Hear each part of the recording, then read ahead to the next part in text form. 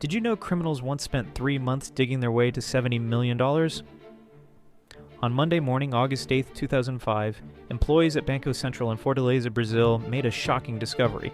The vault was completely empty. 160 safety deposit boxes had been cleaned out over the weekend. But here's the incredible part. There were no signs of forced entry anywhere in the building.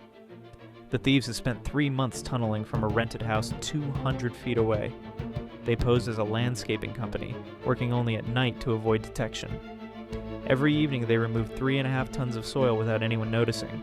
The tunnel required perfect precision to avoid underground cables and water pipes.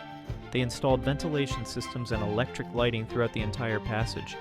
When investigators finally discovered the tunnel, they were amazed by its engineering. Most of the crew was never caught and the money never recovered.